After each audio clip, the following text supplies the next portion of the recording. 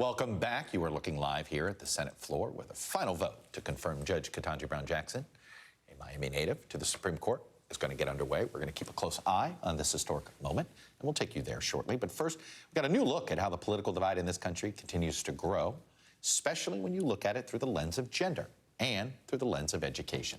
Steve Kornacki is where else but at our big board with more on these growing gaps and a hint at who are today's swing voters, if there are any left, because, yes, they do exist. Steve, take it away.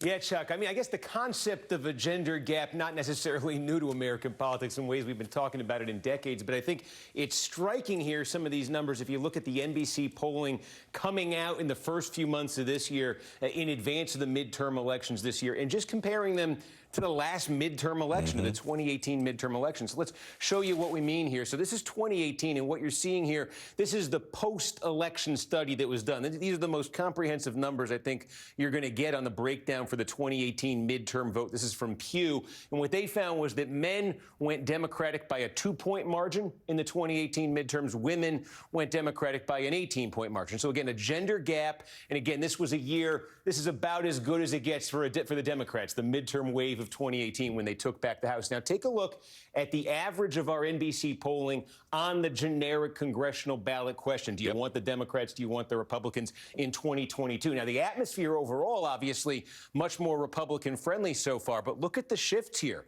It's a pronounced shift among men from Democrats by 2 in 2018 to, in our polling so far this year, Republicans by an 18-point margin. A shift in the Republican direction among men of 20 points here. And among women, you see it is a shift toward Republicans, but barely. It's from an 18-point margin for the Democrats in 18, now a 15-point margin in our polls. And so what you see here is the gap. Men favoring Republicans in our polling by 18 points, women favoring Democrats by 15 points. That amounts to a gender gap in our polling so far this year of 33 points. So that's, we say gender gap is not new. 33 points, though, we're starting Gender to get the canyon. levels. Yeah, we're going to start calling it a canyon now. Yeah, get a different word than gap. Exactly. Something more dramatic. And you mentioned, too, the education divide. So we've established more movement among men than women. Then there's also this. Again, post-election 2018, here's how the groups broke men and women by education level. Here's where they are in our polling right now. And again, two things jump out. Among men is where you see the double-digit movement toward the Republicans. More pronounced men with a college degree.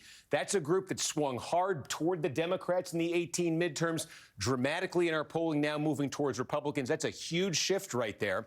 Something else that jumps out is look at this. Remember, 18, an incredibly friendly environment for Democrats. Women with degrees, heavily Democratic then. In a more Republican-friendly environment overall, women with degrees have actually gotten more Democratic. So this group is really becoming, women with a college degree, really becoming core to the Democratic Party and its chances. You talk about a swing group, women without degrees, Democrats by 3, Democrats by 1, as close to a 50-50 group as you're going to see here. And one other note I just make here is when you look at this double-digit shift, men without degrees, one thing, possibility it raises is this issue we've been talking about when it comes to the Hispanic vote. And is the Hispanic vote becoming more of an up-for-grabs electorate here? So here's something we have. Hispanic voters without degrees. In 2018, again, the post-election study, they went for Democrats by a 44-point margin.